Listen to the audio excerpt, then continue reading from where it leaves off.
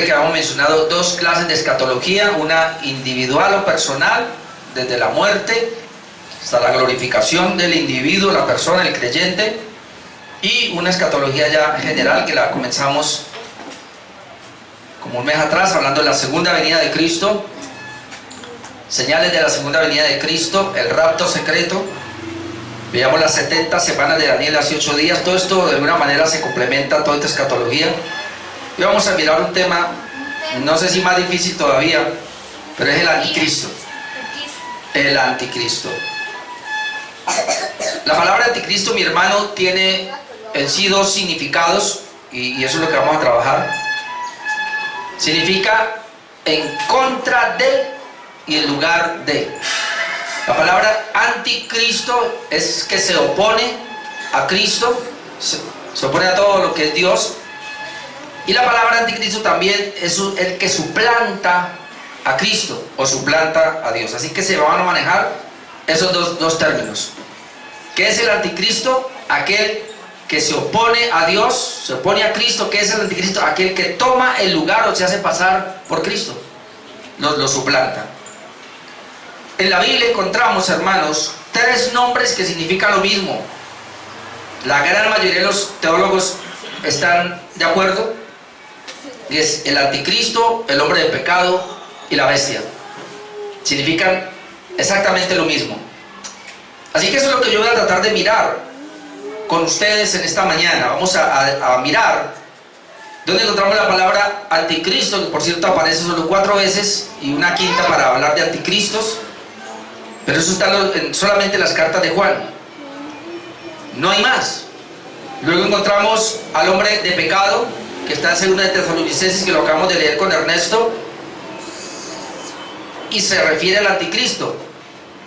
Y luego encontramos a la bestia, o por qué no las bestias, de Apocalipsis capítulo 13, que también se refiere al anticristo. Entonces serían esas 3 referencias que voy a tratar de que miremos acerca de quién es este personaje o personajes o un colectivo o una postura. ¿Qué es? Es decir, cuando hablamos del anticristo, podemos decir el anticristo, podemos decir los anticristos, podemos pensar en una persona o podemos empezar en un grupo de personas, un colectivo, podemos pensar en un movimiento. Por eso quiero que vayamos directamente a la palabra para que miremos. Comencemos con el primero, el anticristo. Eso está en Primera de Juan, capítulo 2, verso 18 al 22. Luego lo encontramos, Primera de Juan, capítulo 4, versículo 3. Y luego lo encontramos en segunda de Juan, capítulo 1, versículo 7. Voy a hacer esa lectura, hermanos, y a sacar algunas conclusiones. Es lo que yo voy a hacer hoy.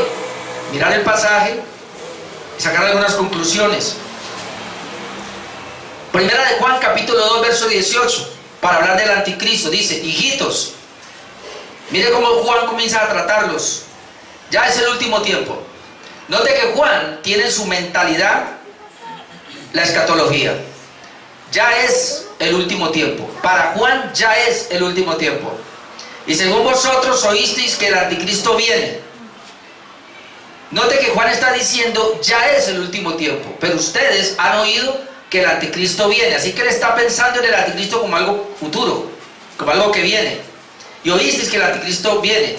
Así ahora, vuelve al presente, el anticristo viene, pero así ahora, es decir, en nuestro tiempo. Estamos hablando del tiempo de Juan. Ahora han surgido muchos anticristos. Entonces ahí ya comenzamos a definir algo. Y es que el anticristo viene. Habla de el anticristo como un personaje. Pero luego dice, pero ahora han surgido muchos anticristos. Así que hay muchos anticristos. Por eso conocemos que es el último tiempo. Juan dice, el anticristo es para el último tiempo, por lo que yo veo acá. Pero ya estamos en el último tiempo. Es impresionante. Entonces esta gente pensaba que ya estaba en el último tiempo. Por eso conocemos que es el último tiempo.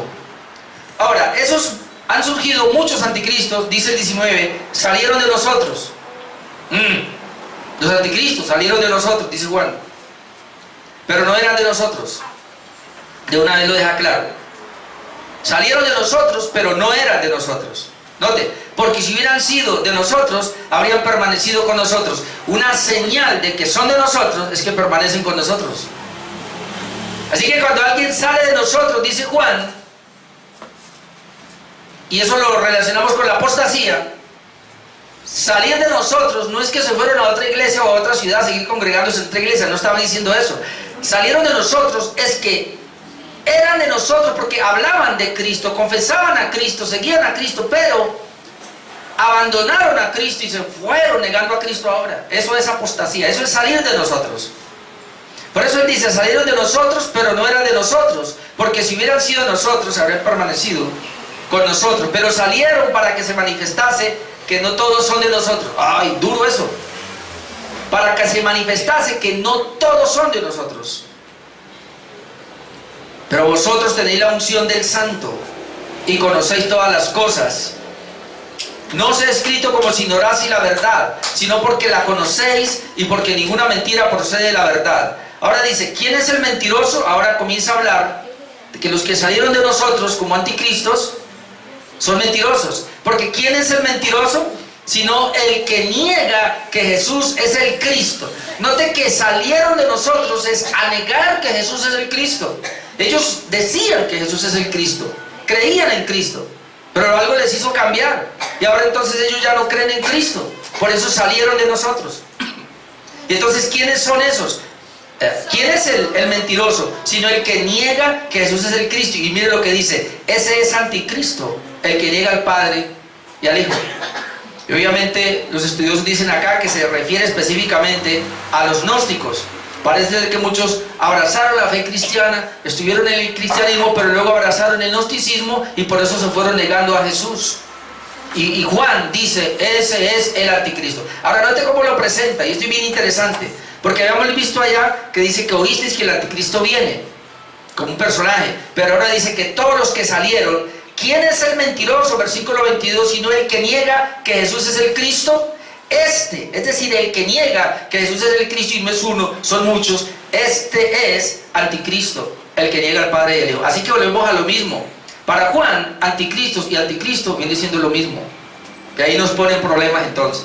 Se trata de un grupo de personas que niegan a Cristo, que abandonan la fe, que entran en la apostasía, y a ese se le llama el anticristo, o se trata de un personaje futuro. Hasta ahí Juan no nos aclara todavía. Primera de Juan 4:3. Pero ya sabemos quién es el anticristo aquí, el que se opone a Cristo. El que abandona ahora la fe. Dice, el que niega que Jesús es el Cristo. Es decir, el que está negando la divinidad, en este caso, de Cristo. Así que no me da ningún temor decir que los testigos de Jehová son el anticristo, porque ellos niegan que Jesús es el Cristo. Primera de Juan 4:3 dice ahora, y todo espíritu que no confiesa que Jesucristo ha venido en carne, ahora toca la humanidad. Allá tocó la divinidad. Todo el que niega que Jesús es el Cristo, divinidad. Pero ahora dice, todo espíritu que no confiesa que Jesucristo ha venido en carne, es decir, que no se hizo hombre, no es de Dios. Y este es el espíritu del anticristo. Ahora pone espíritu de anticristo. ¿Quién es el espíritu del anticristo? El que niega que Jesucristo se encarnó. Es decir, que el Dios eterno se hizo hombre, porque otra vez, y aquí apunta a los gnósticos, los gnósticos decían, es imposible que la divinidad haya tomado un cuerpo corrupto. Por eso ellos hablaban de que Jesús no tomó forma humana, sino que fue una apariencia nomás. Entonces negar la encarnación de Jesús en este caso es ser anticristo. Según Juan, es tener el espíritu del anticristo. Vamos al otro, segunda de Juan 1:7. Segunda de Juan 1, porque tiene un solo capítulo, versículo 7, dice, porque muchos engañadores han salido por el mundo. Ahora ya va a tocar otra esfera. Un apóstata es aquel que negó a Cristo, que abandonó la fe y abrazó otra creencia, o sencillamente se fue al mundo, pero se fueron negando. No está hablando de una caída espiritual, está hablando de una negación de Cristo. Ese es un apóstata. Pero ahora en 2 de Juan 1:7 dice, porque muchos engañadores han salido por el mundo. Ahora ya hay gente que engaña, que no confiesan que Jesucristo ha venido en carne, lo mismo que ya habíamos visto. No confiesan que Jesucristo ha venido en carne, pero los llaman engañadores porque una cosa es que no confiese que Jesús ha venido en carne y listo, se fue y lo deje para usted. Pero otra cosa es que vaya a enseñar ahora como una doctrina que Jesús no ha venido en carne. Y entonces ya es un grupo de personas que hacen eso. Dice que esos, quien esto hace es el engañador y el anticristo. Ahí están las 4 palabras para anticristo, más una, anticristo, pero ahí está. Este es el engañador y el anticristo.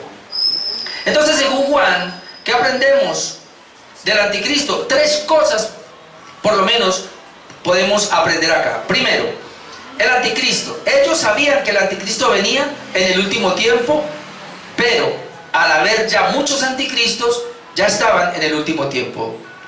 Ahora esto nos va a ayudar con los otros pasajes y también al final tratar de hacer una creencia aproximada. Déjeme decirle que este tema del anticristo, tal vez usted no va a estar de acuerdo conmigo, tal vez no nos pongamos de acuerdo porque es muy difícil llegar a unos consensos, pero vamos a mirarlo más acercados. Lo primero que aprendemos acá entonces es eso, que para Juan, o para el tiempo de esta iglesia, el anticristo ya estaba. Número 2, el espíritu del anticristo es el que niega la divinidad y la humanidad de Cristo. Y no solamente en ese tiempo estaba pasando, sino que siempre ha pasado a nivel de la historia del cristianismo. Y en tercer lugar, el anticristo está relacionado con la apostasía y con los falsos profetas. Bien interesante, cuando se habla de anticristo hay apostasía, cuando se habla de anticristo hay falsos profetas. Así que hermanos, la apostasía y los falsos profetas van de la mano. ¿Cómo lo voy a decir de esta manera? La iglesia se ha descarriado siempre, la iglesia se ha torcido siempre en la historia del cristianismo. Y no solamente fue en el tiempo de la Reforma, que este es el mes de la Reforma. El mes de octubre estamos celebrando el mes de la Reforma. Y Dios permite que Martín Lutero, y desde antes, como un John Huss, un Wycliffe, ese apellido no me lo... Savonarola. Y hubo otro más allá. Antes habían 4 precursores, Wycliffe era otro, cuatro precursores, luego viene Martín Lutero y se levanta juntamente con los que estaban alrededor de él, y luego vienen los reformadores posteriores. Ellos, hermano, se levantaron precisamente porque la iglesia se había desviado, había apostatado, y por haber apostatado ya habían falsos profetas. Pero hoy día estamos en la misma situación. Lamentablemente la iglesia está apostatando. Es decir, hoy día tenemos más iglesias evangélicas que en cualquier tiempo, pero la gran mayoría son iglesias apóstatas. Negaron el verdadero evangelio, y entonces quienes las están dirigiendo son falsos profetas. Van de la mano. Así que estamos peor que en el primer siglo con Juan. Para Juan, el anticristo, ¿quién es entonces? 4 cosas. Cualquiera que niegue que Jesús es el Cristo, ese es un anticristo. Cualquiera que niegue que Jesús es el Cristo. 2, cualquiera que niegue al Padre y al Hijo. Cualquiera que niegue al Padre y al Hijo, ese es un anticristo. 3, todo espíritu que no confiese a Jesús es un anticristo. 4, los que no confiesan la venida de Jesucristo en la carne son anticristos. Recuerden que estamos mirando la palabra anticristo. Aquel que está en contra de Cristo, en este caso en contra de la doctrina de Cristo, en contra de la persona de Cristo, en contra del evangelio de Cristo, en contra de la palabra de Dios, porque la palabra de Dios solo habla de Cristo. Así que todo aquel que esté en contra de la palabra de Dios, de la sola escritura, ya es un anticristo. Eso es lo que tenemos claro. Pero también el anticristo es aquel que ocupa el lugar de Cristo. Aquellos, y esto es duro y peligroso, aquellos que se hacen llamar hoy día ungidos de Dios, porque la palabra Cristo es ungido. Y hoy tenemos mucha gente que dice que son los ungidos de Dios y que están recibiendo palabra de Dios. Ellos se están poniendo en el lugar de Dios. Ya sabemos que la Iglesia Católica lo ha hecho hace rato. Se pusieron en el lugar de Dios al decir que el Papa es el vicario de Cristo. Así que la Iglesia Católica, desde que se levantó el papado hasta que se sostenga ese papado, ellos son el anticristo y el papado es el anticristo. en lo que estamos viendo con Juan. Ahora vamos al segundo punto y no sé cuál es más polémico, Señor. El hombre de pecado. Segunda de Tesalonicenses 2, del 1 al 12. Aquí no vamos a encontrar la palabra anticristo, pero vamos a encontrar el concepto anticristo. Y vamos a mirar, y yo voy a ir despacio, porque el hombre de pecado, o el hombre de maldad, como se le llama, también se le ha identificado con el anticristo. Y esto es así porque lo vamos a ver desde dónde viene esta palabra anticristo y cómo, aunque no esté el nombre, pero el concepto está, y cómo se relaciona, o cómo Pablo lo relaciona acá. Pero antes vamos a mirar algo. Bueno, brevemente le digo, hermano, estamos en segunda de Tesalonicenses. Pero antes de segunda de Tesalonicenses hubo una primera de Tesalonicenses. Y los tesalonicenses estaban angustiados. ¿Qué iba a pasar con los hermanos que habían muerto? Entonces Pablo tiene que hablarles y decirles, mira, para que no se entristezca con los otros, entiendan esto, el Señor va a venir. Y cuando Él venga por segunda vez, nosotros vamos a ser arrebatados con los que murieron. Tranquilo. Porque nosotros seremos arrebatados y ellos serán resucitados y nos vamos a encontrarnos con el Señor en el aire y estaremos siempre con el Señor. Cuando pasamos al capítulo 5, encontramos que dice, el Señor va a venir, pero hay que estar listo porque Él vendrá como ladrón en la noche, pero tranquilo porque ustedes no están en tinieblas. El Señor cuando venga a ustedes no los va a tomar como ladrón porque ustedes están en la luz y ustedes están esperando esa venida de Cristo. Dejamos claro que ahí se habla de la única venida de Cristo. ¿Y Él va a venir para qué? Para juzgar a los vivos y a los muertos. Así que tranquilo, no se asusten porque cuando Él venga por segunda vez y Él viene airado, va a traer la ira de Dios. Pero ustedes, nosotros la iglesia, somos libres de la ira venidera. Y luego pasa en el capítulo 1, que no tengo tiempo para ir allá, pero vuelve a afianzarnos y a decirles, según el Tesalonicenses capítulo 1, de que la venida del Señor está cerca. Y vuelve y le repite lo mismo que ya venía hablando. Pero luego pasa el capítulo 2 y le dice lo siguiente, versículo 1, que hay solo una venida de Jesús y que no hay ningún rapto. Mire lo que dice el verso 1 y tenemos que partir de ahí. Segunda de Tesalonicenses 2:1, pero con respecto a la venida de nuestro Señor Jesucristo y nuestra reunión con Él, os rogamos, hermanos. Note lo que está diciendo Pablo y vamos a ponerle atención a esto. Pero con respecto a la venida de nuestro Señor Jesucristo y nuestra reunión con Él. Lo que está diciendo Pablo es, cuando el Señor venga por segunda vez, nosotros nos reuniremos con Él.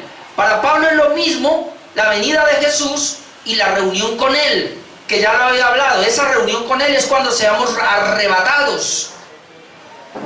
Él vuelve a ratificar lo que ya había dicho.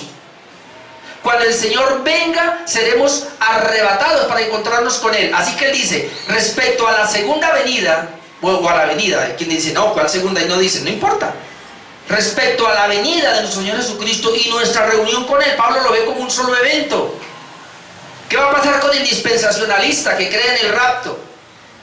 El dispensacionalista que ya le había dicho que hay un rapto, en 1 de Tesalonicenses capítulo 4, y ve el rapto ahí, y que después de 7 años viene el Señor por segunda vez, ellos te leen, y con respecto a la venida de nuestro Señor Jesucristo, y es interesante, no te van a leer y nuestra reunión con Él. De hecho, le voy a decir algo, extraje un punto de un libro que escribió G. Ávila, y en el libro hay un registro donde no aparece nuestra reunión con Él. Y leí un comentario que decía que lo llamaron, los que leyeron el libro llamaron a la editorial, que por qué se habían saltado esa parte. ¿Y sabe qué le contestó la editorial? Eso se hizo para que la iglesia no entre en polémica, en confusión. Y lea usted a un dispensacionalista y verá que él no le va a leer esa parte, o si la lee, la toma como una sola. Porque cuando viene el Señor, nos vamos a reunir con Él. Si el dispensacionalista leyera correctamente, él lee la venida de nuestro Señor Jesucristo y nuestra reunión con Él, ella había dicho que nuestra reunión con Él fue en el rapto. Entonces, ¿cómo me voy a volver a reunir con Él 7 años después? Entre problemas. Así que ahí está el problema dispensacional, ahí está. Entonces, así que nosotros vamos a mirar lo que dice acá, la venida del Señor Jesucristo y nuestra reunión con Él, que es lo mismo. Versículo 2, había una confusión porque algunos decían que Cristo ya había venido, de eso es que se trata, versículo 2. Que no os dejéis mover fácilmente de vuestro modo de pensar, se estaban dejando llevar, ni os conturbéis, se estaban conturbando ni por espíritu, ni por palabra, ni por carta como si fuera nuestra. Parece que habían escrito, ellos tomaron el 1 Tesalonicenses capítulo 4, el Señor dijo que el Señor ya viene, capítulo 5 ya está cerca, y entonces algunos comenzaron a decirle, eso que Pablo dijo que ya estaba cerca, eso ya pasó. La venida de Jesucristo ocurrió, tomaron Mateo capítulo 24, ocurrió con la destrucción de Jerusalén. Era una venida de juicio, y ya lo hizo. Enjuició y ya destruyó el templo y acabó con Jerusalén y bailas. El Señor ya vino. Entonces ellos estaban asustados. ¿Cómo así que ya vino? Lo que pasa es que aquí traduce de esta manera. Ni por palabra ni por carta como si fuera nuestra, en el sentido de que el día del Señor está cerca. El original dice en el sentido de que el Señor ya vino. Que la idea era que ellos estaban afirmando. Entonces Pablo tiene que escribir y decirle, espérense.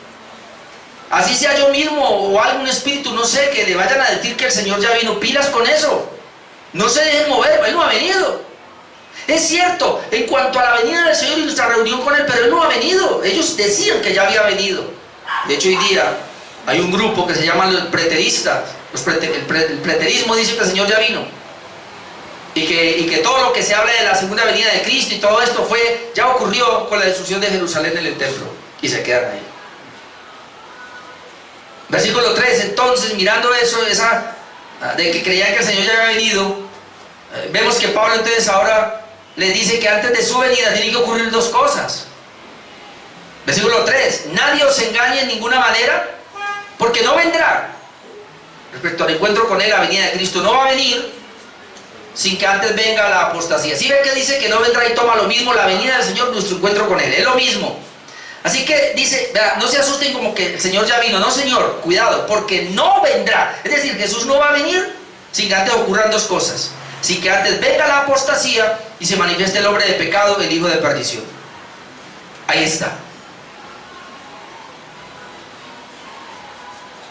Pero volviendo a Juan dijo, ya está el anticristo. Va a venir, pero ya está. Nos dejó ahí, ¿no? Ahora Pablo dice, mira, Jesús no va a venir y antes de que Él venga tiene que manifestarse la apostasía y tiene que manifestarse el hombre de pecado, el hijo de perdición, que se le llama el anticristo. ¿Quién será Él? Obviamente, hermanos, y otra vez, y al final voy a mirar un poquito, pero hubo algunos y todavía hay algunos ahora que creen, son preteristas, y hay algunos reformados preteristas. Ellos creen que este hombre de pecado que está hablando acá, este hijo de perdición, se refiere a Nerón. Y hay una cantidad, yo empecé a leer todo eso y me llamó la atención porque es que encaja, hermano. Más que tú y yo no conocemos la historia, pero Nerón, muchos dicen que él, supuestamente que se suicidó en el año 68, pero dicen que no, que él se hizo el muerto y que él apareció después, y entonces está muy acorde con Apocalipsis capítulo 13, que cuando Juan, que es el mismo que escribe, él tenía en mente, cuando hablaba de la bestia, que tenía en mente a Nerón. Y algunos, como R.C. Sproul, creen eso, creyeron eso, él murió creyendo eso. Yo le voy a decir una cosa, hermanos, de verdad, Juan y el apóstol Pablo, para ellos el anticristo fue Nerón, sí, y todo lo que pasó. Pero le voy a decir algo más. Para los reformadores, el anticristo fue la Iglesia Católica Romana y ese papa que tenían ahí. Es más, lea nuestra confesión de fe, lea la confesión de fe de Westminster y verá que ellos dicen que el anticristo es el papa. Y le voy a decir algo, en cada momento de la iglesia, en cada transcurrir de la iglesia, hemos tenido nuestro anticristo y lo hemos tenido al frente. Todo personaje o sistema que se oponga a Cristo, ese es el anticristo. Así que ningún problema. El punto aquí donde hay debate es si realmente ese hombre de pecado va a venir en un futuro, antes de que Cristo venga. Y ese es el punto que hay de debate. Así que sigamos leyendo versículo 4. Estamos en 2 Tesalonicenses, capítulo 2, versículo 4. Aquí está la descripción, que es la misma que hace Daniel de este hombre de pecado. Versículo 4. Mire la descripción que hace. El cual, es decir, ese hombre de pecado, digamos el anticristo, se opone y se levanta contra todo lo que se llama Dios o es objeto de culto. ¿Lo vio? Anticristo, antidios, antibiblia, anticristianismo. Ese anticristo, ese hombre de pecado, se opone y se levanta contra todo lo que se llama Dios y es objeto de culto. Cuando se estudia la vida de Nerón, este fue un hombre terrible que se opuso al cristianismo y mató a muchos cristianos. Así que es una descripción para él. Cuando usted lee lo que hizo la Iglesia Católica Romana con los cristianos, es una descripción para él, para ella. Es decir, siempre ha habido esa oposición. Se levanta, se opone y se levanta contra todo lo que se llama Dios y es objeto de culto, tanto que se sienta en el templo de Dios como Dios, haciéndose pasar por Dios. A ver. Entonces por eso se cree, esta carta de Tesalonicenses se escribió en el año 50 alrededor. Y Nerón se hizo pasar por Dios. Dice que cuando él regresó de la resurrección, eso cuenta obviamente la historia, no la Biblia.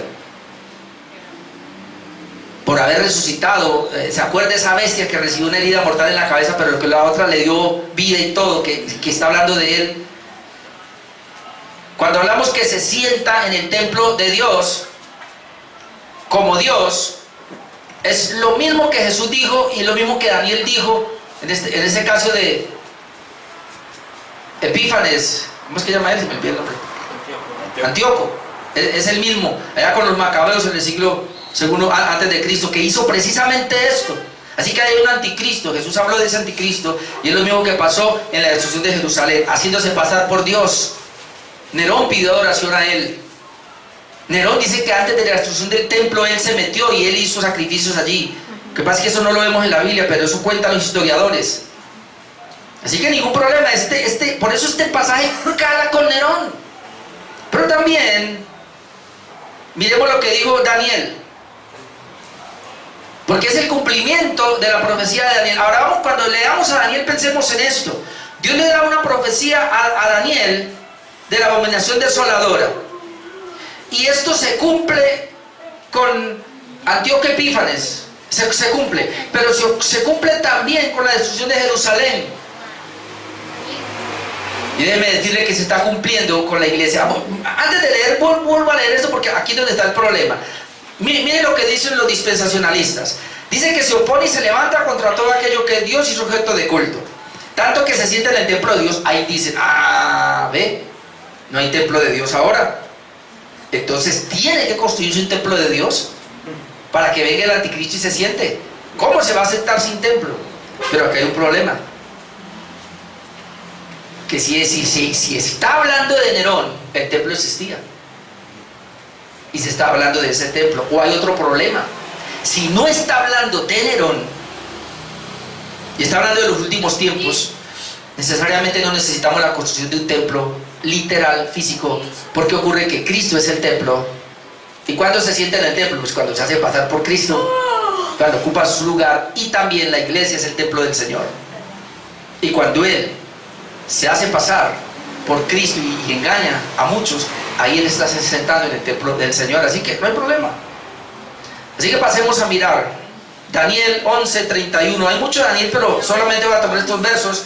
Daniel 11:31-32 dice, y aquí está hablando obviamente de ese hombre: y se levantará de su parte tropas que profanarán el santuario. Ahí está la palabra profanar, el santuario, el templo, y profanará la fortaleza, y quitará el continuo sacrificio, y pondrá la abominación desoladora. ¿Qué es la abominación desoladora? Habíamos dicho que no es otra cosa sino usar el templo para ritos paganos, y es lo que está hablando allá. Cesa el sacrificio, porque no permite el sacrificio normal, pero hace un sacrificio, en este caso como Antíoco, que sacrificó un cerdo en el templo, ¿no? 32 dice que con lisonjas seducirá a los violadores del pacto, note, va a seducir a los violadores del pacto. En este caso está hablando de apostasía. Y luego dice, mas el pueblo que conoce a su Dios se esforzará y actuará. Más específicamente el versículo 36, y el rey hará su voluntad. Está hablando de ese rey que viene, aquí lo está presentando como un rey, el anticristo. Ese rey hará su voluntad, es decir, es una anarquía. Él tiene un gobierno propio, y se ensoberbecerá y se engrandecerá sobre todo Dios. Dios con minúscula, todo aquel que tenga cierto poder, él va a estar por encima. Y contra el Dios de los dioses hablará maravillas, es decir, hablará en contra del Dios verdadero. Y dice, y prosperará hasta que sea consumada la ira, es decir, va a venir quien lo va a matar, porque lo determinó, porque lo que se determinó se cumplirá. Versículo 11, y desde el tiempo, 12:11, capítulo 12, versículo 11, Daniel 12, 11, y desde el tiempo que se ha quitado el continuo sacrificio, vuelve a lo mismo, hasta la abominación desoladora, habrá 1290 días. Estos 1290 días, algunos lo llaman 3 años y medio, se repite en Apocalipsis. Yo le voy a decir algo, no me voy a meter en eso, pero yo estoy más de acuerdo con todos los que dicen que esos 3 que no sabemos, hermano, ¿qué son? ¿3 días y medio? ¿Qué son? ¿3 años y medio? Sí. ¿Qué son? Temporadas de años de 3 y medio. Vea, lo mejor que podemos decir en esto, hermanos, obviamente sin ser muy dogmáticos, es que esto se refiere a un periodo. Necesariamente no son 3 años y medio así contaditos, sino que se refiere a una época de lo que va a pasar. Por lo tanto, la mayoría de los reformadores creen que esos 3 años y medio se refiere a la época de la iglesia, que estamos en un tiempo de la iglesia. Otros dirán que no, pero la gran mayoría están de acuerdo que esos 3 años y medio acá. Bueno, después miraremos eso.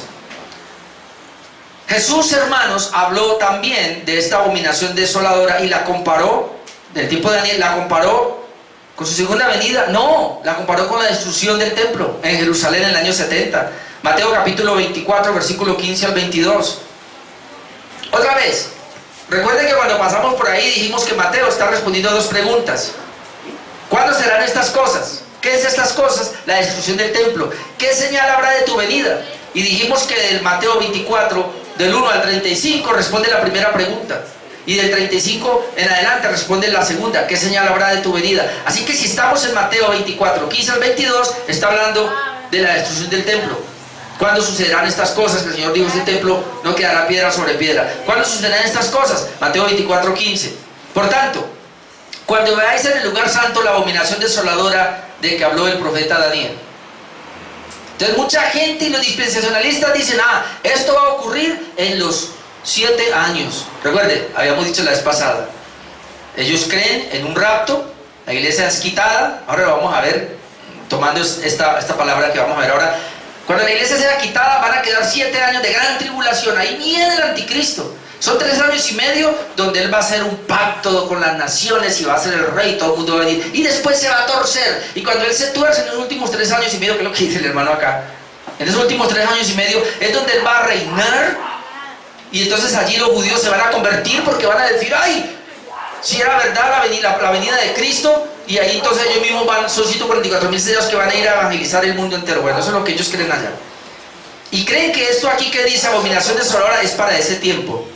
Obviamente tiene que haber un templo construido, entonces están esperando que se construya el templo. Y ahora con la paz que dicen que hay allá, entonces ahora sí se va a construir el templo. Yo le voy a decir una cosa, hermano. Déjeme decirle, pueden construir el templo, no hay ningún problema. Y cuando usted vea si es que lo construyen, porque no sabemos, puede ser que lo veamos, ese templo, pero eso no dice nada. ¿Qué es lo que vemos aquí? Miren lo que dice Jesús. Por tanto, cuando veáis en el lugar santo, ¿cuál es el lugar santo? El templo, del cual él había hablado que iba a ser destruido. Cuando veáis en el lugar santo la abominación desoladora de que habló el profeta Daniel. Yo le dije hace 8 días que estos escritores como Tácito, ¿cuál es el otro? Bueno, hay varios escritores judíos hablaron de esta abominación desoladora. Por eso Jesús dice, entre paréntesis, el que le entiende, es decir, hay que saber de qué estaba hablando. Ahora esta abominación desoladora ya pasó.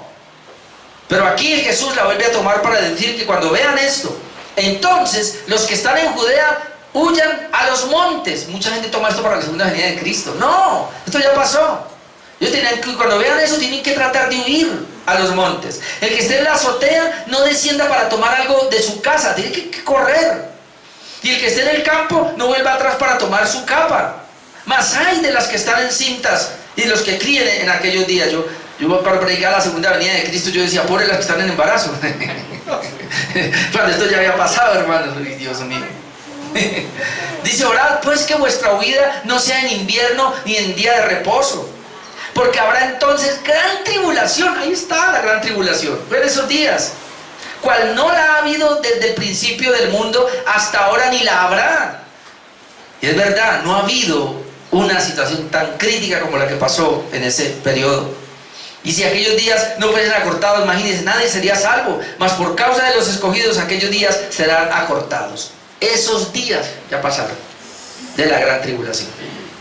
Ahora, ¿podemos tomarlo como referencia de que puede ser similar? Claro, porque eso es lo que vamos a ver inclusive más adelante, pero eso específicamente ya pasó. Versículos, otra vez volviendo a 2 de Tesalonicenses capítulo 2, versículos 5 y 7, vemos que la iglesia de Tesalónica, y hay una confusión aquí, sabía que detenía la manifestación del hombre de pecado, pero nosotros no lo sabemos. 2 de Tesalonicenses 5, 7. ¿No os acordáis? No es lo que dice Pablo ahora. ¿No os acordáis que cuando yo estaba todavía con vosotros os decía esto? Les está diciendo, yo ya hablé de esta situación con ustedes cuando estaba en la iglesia. Es decir, ellos ya sabían. Les dije esto y ahora, yo puse en rojo esa palabra, vosotros sabéis lo que lo detiene al hombre de pecado, al anticristo. Y ahora, futuro, Pablo está diciendo, en nuestro tiempo, ahora mismo, hay algo que está deteniendo la manifestación del anticristo o del hombre de pecado. Y ellos lo sabían, porque dice, y ahora vosotros sabéis lo que lo detiene, a fin de que a su debido tiempo se manifieste. Algo lo está deteniendo ahora y ustedes de Tesalónica saben que lo detiene, pero él a su debido tiempo se va a manifestar, porque ya está en acción el misterio de la iniquidad. Otra vez igual que Juan, ya está en acción el ministerio de la iniquidad. Solo, dice acá el misterio, solo que hay quien al presente, ahora mismo, hay quien ahora, no en el futuro, sino hay quien que ahora al presente lo detiene, hasta que él a su vez se ha quitado de en medio, hasta que él se ha quitado de en medio. Como dije, decía un comentarista y me llamó la atención, decía, si no fuese por este pasaje, yo diría que la Biblia no habla de ningún anticristo al final, pero solo por este pasaje me inclino a pensar que sí va a haber un hombre al final con estas características. Pero vamos por partes, hermanos. Los de Tesalónica sabían, nadie más supo qué era lo que detenía la manifestación de ese hombre. Algunos han dicho que el mismo Pablo era el que lo detenía, y que aquí está hablando otra vez de Nerón. Los dispensacionalistas toman esto para decir que lo que lo detiene es el Espíritu Santo, y que el Espíritu debe ser quitado en algún momento dado. Cuando Él sea quitado con la iglesia, es decir, el rapto, ahí es que se manifiesta el anticristo, y entonces meten los 7 años de la gran tribulación. Esa es la interpretación dispensacionalista, pues yo no la veo. Primero, yo no sé qué es lo que lo detiene. Nadie lo sabe. Y hacer conjeturas, hermano, todo queda por el suelo. Hay quienes dicen que lo detiene la gracia común. Pueden sacar una cantidad de posibilidades, pero hermanos, tú y yo no lo sabemos. ¿Por qué? Porque no estábamos en ese tiempo y los que lo sabían era la iglesia. Así que pasar eso para el final queda como torcer la escritura y forzarla demasiado. Es decir, el hombre de pecado, la iglesia sabía que lo detenía. Pero yo sí sé quién lo detenía. Dios. A través de medios. Recuerde que Dios es soberano. Nada puede pasar sin su voluntad. Y Dios usa medios para hacer la voluntad. El mismo diablo trabaja para los planes de Dios. Así que no nos detengamos acá más porque no sabemos, pero lo que me llama la atención es que dice, ya está en acción el misterio de la iniquidad, solo que hay ¿quién será ese, Dios mío? Al presente lo detiene, no al futuro, ahora mismo lo está deteniendo. Hasta que él a su vez sea quitado del medio. Eso que sea quitado del medio, no sabemos qué es, pero lo que sí sabemos es que Dios lo va a quitar, y cuando Dios lo quita del medio dice que se aparecerá. Por eso algunos creen que esto también puede ser para el final. Lo que yo puedo decir es que en ese tiempo, porque eso es lo que dice Juan y eso es lo que dice Pablo, era en ese tiempo, así que sí pasó en ese tiempo. Puede indicarnos al futuro, puede indicarnos al futuro algo. Versículo 8, vamos a ver que tan pronto se manifieste el hombre de pecado, el Señor lo matará con una simple palabra en su venida, hermanos, con su gloria resplandeciente. Versículo 8, entonces, es decir, hay algo que lo detiene, no sabemos qué es, pero cuando eso sea quitado, solo ahí, entonces se manifestará aquel inicuo. Note, se manifestará aquel inicuo. Los dispensacionalistas, 7 años, yo no veo 7 años, pero bueno, vamos a pensar, se manifestará aquel inicuo a quien el Señor matará con el espíritu de su boca y destruirá con el resplandor de su venida. Dígame, ¿usted ve un accionar del diablo? ¿Usted ve un accionar del diablo? Yo solo veo que cuando él se manifiesta en plenitud, inmediatamente el Señor viene y lo mata. ¿Y cómo lo mata? Con su segunda venida, con su única segunda venida. Eso es lo que yo veo en la escritura. Y otro punto, versículo 9 al 12, el hombre de pecado engañará a los incrédulos con muchos milagros, señales mentirosas obradas por Satanás. Es decir, aquí está el lugar de anticristo, por eso se llama el anticristo allí, porque se pone en lugar de Cristo. Miren lo que dice el versículo 9 hasta el 12. Inicuo, así se le llama otra vez, cuyo advenimiento, y esa palabra advenimiento es la parusia, es decir, él va a venir, cuyo advenimiento es por obra de Satanás. Entonces nos imaginamos ahora, para ir adelantándonos un poco a Apocalipsis 13, que veíamos allí el dragón que salía, ¿verdad?, del abismo, y veíamos que luego salían del mar, venía una bestia, y luego venía del mundo otra bestia que era el falso profeta. Es lo mismo, y el dragón que representa al diablo, que la Biblia claramente lo dice, le daba el espíritu a esas bestias, que dicen que esas dos bestias representan al anticristo. Entonces ahora vamos para allá rapidito. Pero aquí dice, inicuo cuyo advenimiento es por obra de Satanás, con gran poder y señales y prodigios mentirosos. Note, con gran poder y señales, es decir, lo que él obró es verdadero, las señales fueron verdaderas, los prodigios fueron verdaderos, los milagros fueron verdaderos, pero mentirosos. ¿Cómo así, hermano? Los falsos profetas hacen milagros reales, pero son mentirosos. ¿Por qué son mentirosos? Porque hay una suplantación del poder de Cristo ahí. No lo hacen por el poder de Cristo, sino por el poder del diablo. Y esa es la mentira, y ese es el engaño. La gente ve el milagro pensando que es Dios, y es el diablo. Por eso es mentiroso. Lo leo otra vez. Inicuo cuyo advenimiento es por obra de Satanás. Ya, el Satanás es el que le da el poder.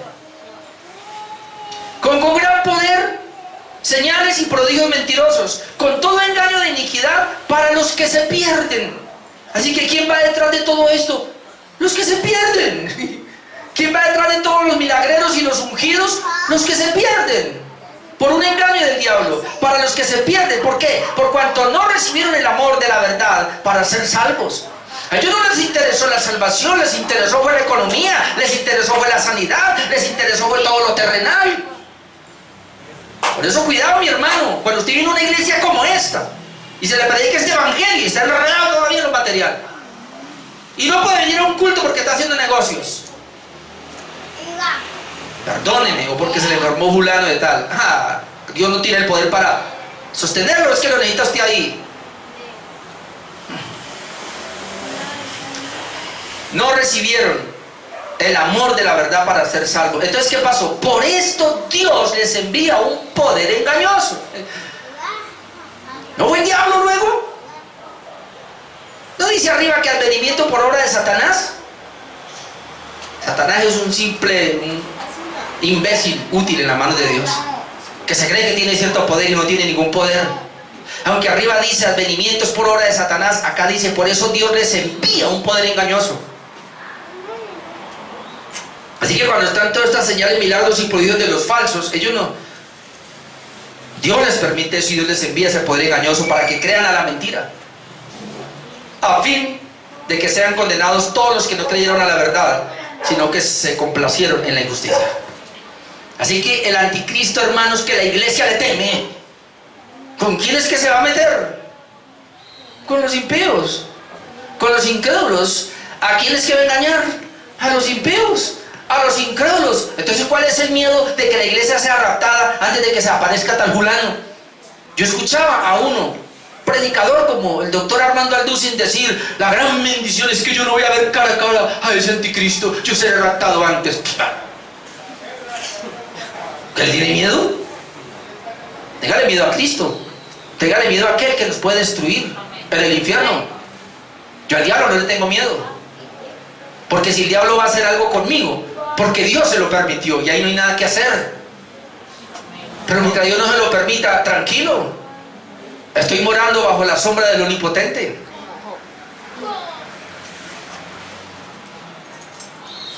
Es lo mismo, hermanos. Este anticristo es un falso.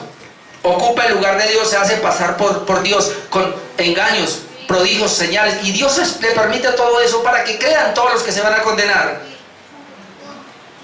Menos mal que usted ya está parado firme y usted cree solo por lo que dice Dios en su palabra, y usted le cree solo a la sola escritura. Usted no anda creyendo ni en sueños, ni en milagros por allá, ni en visiones de no sé quién. No, porque el diablo es un engañador. Por eso Dios nos dejó la sola palabra, para que creamos en lo que Él dejó, la escritura, porque lo demás engañaría nuestros sentidos.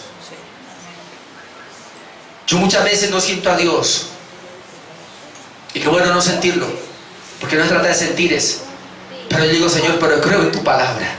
Tu palabra dice esto y yo me aferro a eso. Eso es la fe. Déjenme 10 minutos más para terminar. Apocalipsis capítulo 13. Voy a tomar solamente la última parte para hablar de la bestia o las bestias, el falso profeta, que es el anticristo. Miren que es lo mismo, hermanos. ¿Qué nos dijo Juan? El anticristo, ¿cómo opera Juan? ¿Cómo opera el anticristo según Juan? ¿Cómo opera el anticristo según Pablo? Ahora Juan nos lo va a volver a decir en Apocalipsis 13, 11. Que sería el punto 3, la bestia, el falso profeta. Me tomo 10 minuticos nomás. Dice, aquí aprendemos varias cosas. Primero, este falso profeta o esta bestia es una imitación del Cordero de Dios, aunque habla como dragón. Mire, versículo 11, Apocalipsis 13, 11. La primera bestia la dejo, dicen que es el anticristo obviamente, pero esa primera bestia viene con un poder engañoso para que la gente ame el sistema mundano. Y esta segunda bestia, la que vamos a hablar acá, tiene que ver más con un sistema religioso. Entonces es una imitación del Cordero de Dios. Apocalipsis 13, 11. Después vi otra bestia que subía de la tierra. Note que esta viene de la tierra. Y tenía 2 cuernos semejantes a los de un cordero, pero hablaba como dragón. Es una imitación. Semejantes a los de un cordero. Todo lo va a ver como el Cordero de Dios, pero dice que tiene boca de dragón. Seguirá siendo diablo. Versículo 12. Hace que la primera bestia sea adorada, es decir, el sistema del mundo. Note lo que hace. Es decir, no me demoro mucho acá porque ya está. Esto yo ya lo prediqué en Apocalipsis capítulo 13. Te puedo ir ahí y ver estos 2 mensajes. Dice el versículo 12: y ejerce toda la autoridad de la primera bestia. Es decir, esta segunda bestia que viene de la tierra. Recuerden que la primera viene del mar, esta viene de la tierra. Dice que ejerce toda la autoridad de la primera bestia. A la primera bestia, ¿quién le dio el poder? El dragón, que venía del abismo. Y a esta segunda también se la da el dragón porque dice, ejerce toda la autoridad de la primera bestia en presencia de ella y hace que la tierra y los moradores de ella adoren a la primera bestia cuya herida mortal fue sanada. Algunos dicen que se trata de Nerón aquí, por eso. Pero no es de lo que esta bestia hace que la tierra y los moradores de ella adoren a la primera bestia cuya herida mortal fue sanada. ¿Qué es la primera bestia? Dijimos que era todo el sistema mundano. Y esta segunda bestia, que es el falso profeta, ¿qué es lo que él va a hacer? Hace que la tierra adore todos los postulados que trae el mundo. Postulados sin Dios, postulados anticristianos. Todo lo que me huela a mí en contra de la palabra de Dios es anticristo.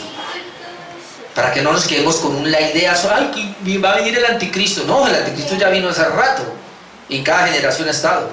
Por eso los reformadores no dudaron en decir, y en la confesión de fe tenemos, que el Papa es el anticristo. Versículo 13-14. Él engaña a los moradores de la tierra con sus señales. Hermano, es lo mismo que ya leímos en Tesalonicenses. Versículo 13 y 14, Apocalipsis 13-14. También hace grandes señales, de tal manera que aún hace descender fuego del cielo, ¿no? En la iglesia de Bogotá hace descender la nube y escarcha, ¿no? Y oro. Este es el más berraco porque dice que hace descender fuego del cielo. Hace descender fuego del cielo a la tierra delante de los hombres. Hermano, ¿usted ve un hombre haciendo eso? Y engañan a los moradores de la tierra con las señales que se le ha permitido hacer. ¿Qué? Con las señales que se le ha permitido hacer. ¿Quién se lo permitió? Nuestro Dios Todopoderoso. Hermano, nosotros no creemos en un mundo dual, que el diablo está por un lado y Dios por el otro. Nosotros creemos Dios está por encima de todo y Satanás es una bicoca frente al poder de Dios. Así que lo que Satanás quiere hacer en medio de los impíos, Dios se lo permite. ¿Cuál es el miedo entonces con el anticristo? El anticristo de rato está aquí y tiene bobado más de uno. Los tienen bobados ahí van con el sistema mundano. Ojalá que no sea usted, mi hermano. Dice que engaña a los moradores de la tierra con las señales que se le ha permitido hacer en presencia de la bestia, mandando a los moradores de la tierra que le hagan imagen a la bestia que tiene la herida de espada y vivió. Es decir, versículo 15, que la adoren. Dice que hace asesinar a todo aquel que no adore a la imagen de la bestia. Esto se pone más fuerte ahora porque dice el verso 15, y se le permitió infundir aliento a la imagen de la bestia. Es decir, recuerda que hicieron una imagen de la bestia. ¿Para qué? Para que la imagen hablase e hiciese matar a todo el que no la adorase. Entonces aquí nos está hablando de ¿qué? De una persecución. Y como el hermano Jason nos ha dicho, y yo lo decía cuando comenzamos el estudio, por lo menos hay 5 países donde en este mismo momento están matando a los cristianos. ¿Acaso usted no es anticristo? Porque dice que hace que hiciese matar a todos los que no la adorasen. Es decir, hay grupos que se levantan con un pensamiento, hermano, tan acérrimo y tan humano, que todo el que esté en contra de ese pensamiento, hermano, inmediatamente lo están matando. Hay mucha gente que en este momento está muriendo por todas esas ideologías que están entrando al mundo, porque ellos quieren implementar eso como sea. ¿Qué tenemos hoy en nuestros colegios? Esas tales cartillas, hermano, donde se están haciendo daño a los niños con toda esa ideología de género y todo eso. Me gustó lo que hizo este presidente Bukele, acabó con eso, y aquí no permito eso. Pero estamos en una sociedad donde hay que, la verdad es relativa, así que todo hay que recibirlo y todo eso. Eso es anticristo. Y vale que usted se levante, le sacan al niño del colegio, ustedes le dicen que no sé qué, estamos llegando a ese nivel, donde usted no puede hablar, no puede decir nada, no puede ponerse en contra de eso, porque inmediatamente, hermano, lo van a matar. Aquí dice, eso es lo que está diciendo, ese es el espíritu del anticristo. No esperamos que venga, eso ya está pasando. Así como usted ha visto que matan por una camiseta, ya usted la camiseta del Cali, del América, eso ya no importa aquí, lo pueden matar por eso, luego ya la gente ni se la pone. Es lo mismo pasa aquí. Vaya usted y métase con una de esas, ese que mataron en Estados Unidos, no me acuerdo cómo es que llama. Eso. ¿Por qué lo hicieron? ¿No fue también por un pervertido en la mente que porque no estaba de acuerdo con las ideas, entonces hay que aniquilarlo? Eso es lo que estamos viendo acá. Versículo 16. Hace marcar a todos los hombres en la frente y en la mano derecha. Dice, y hacía que todos, pequeños y grandes, ricos y pobres, libres y esclavos, se les pusiese una marca en la mano derecha o en la frente. Cuando yo pasé por ahí dijimos, ¿qué es eso? La marca no es una marca visible. Dijimos que la marca está hablando cuando dice que en la frente se refiere a los pensamientos. Es decir, ellos ya están marcados. ¿Cómo le marca en la frente? Cuando la gente copia eso y lo acepta. En mi tiempo se decía, buenos días hermanos. Ahora nos tienen que obligar a que diga, buenos días hermanos y hermanas. Eso es la inclusión y conmigo no va eso. Porque la Biblia dice hermanos y yo me quedo con lo que dice la Biblia. Cuando yo digo hermanos, usted hermana entiende que me refiero a usted también. Pero hoy día y yo he visto en toda parte eso, y aún en los mismos cristianos hablando así. ¿Cómo es? Niños, niñas y adolescentes. Eso ya está aquí metido. Buenos días niños, y ya. Porque yo no quiero meterme en esa inclusión. Porque soy de este mundo. Y eso es lo que hace la bestia. ¿Acaso no lo leen? Entonces pone una marca en la frente, pensamientos para que empiecen todos igual. Pone una marca en la mano derecha, que es dijimos que más que todo la derecha tiene que ver con el trabajo, para que usted haga sus obras de acuerdo a lo que está pensando. Pero esto son ideologías, esto no son cosas físicas. Así que la marca de la bestia la tienen hace rato los impíos, no los creyentes, porque nosotros vivimos marcados por el Espíritu Santo, vivimos marcados por la palabra de Dios, hermano, y también en la frente, pensamiento de Dios en nuestra mente para vivir acorde a lo que dice la palabra de Dios. ¿Alguien está marcado por la bestia? Claro, como vive conforme al mundo. Por eso usted y yo tenemos que renovar nuestra mente cada vez, y todo pensamiento que esté en contra de Dios, en contra de la palabra, por muy bonito que sea, por muchos beneficios que me traiga, debo renunciar a ellos. Sea radical, hermano. Aunque no hay cristianos radicales, alguien dijo. Hay cristianos. Sí, porque tiene que ponerle títulos a todos, ¿sí o no? Cristianos radicales. ¿Dónde está la palabra cristianos radicales? Aquí. Está cristianos, ya. Cristianos espirituales. No, cristianos. Cristianos. Un cristiano es eso. Verso 17. Nadie puede comercializar si no tiene dicha marca. Eso, mi hija, la Angie, la mayor, se asusta con eso. Va a llegar ese día, papi. Y que ninguno pudiera comprar ni vender sino el que tuviese la marca o el nombre de la bestia o el número de su nombre. Versículo 18. La marca de la bestia es el número de hombre. Y aquí sí que hay debate. Leyendo a Sproul, porque yo quería escucharlo, él dice que aquí hubo un error y que no es 666 sino 612, y todo eso apunta a Nerón. Y bueno, listo, deje que yo quiero terminar acá. Dice el 18. Aquí hay sabiduría. El que tiene entendimiento cuenta el número de la bestia. Pues el número es número de hombre, y su número es 666. Cuando pasamos por ahí lo dijimos, hermano, y de todo lo que pueda haber, yo me quedo solamente con esta. El 6 es el que no pudo llegar a ser 7. Por eso el número de hombre. El 6 es imperfección. El 7 es perfección. Así que si Dios es 777, 3 veces santo, entonces el hombre ¿qué es? 666. Es decir, inmundo, depravado, inútil, todo lo que quiera. Nunca llega a ser 7, a menos que el Señor lo transforme y lo cambie para llegar a ser allá. Y mira lo que dice Apocalipsis 19:20, que es esa bestia. Es el mismo falso profeta, porque aquí dice, y la bestia fue apresada, y con ella el falso profeta que había hecho delante de ella las señales con las cuales había engañado a los que recibieron la marca de la bestia. ¿A quién engaña? A los que recibieron la marca de la bestia y habían adorado su imagen. Estos dos fueron lanzados vivos al lago de fuego. Déjenme yo termino, hermanos, por favor. Déjenme yo termino con algunos apuntes, algunos puntos de vista que encontré acá. Y el primero es el teólogo R.C. Sproul, que dijo lo siguiente. Déjenme, son 3, hermanos, nomás. Aguántenme, por favor. Y si no, le mando la bestia. R.C. Sproul dijo lo siguiente. No, mentira, tengo poder para eso. Vemos que en todos los aspectos que describen el carácter perverso y malvado, cuasi religioso y militar de la bestia, se ve en la vida real de Nerón. ¿Sí ven que él estaba?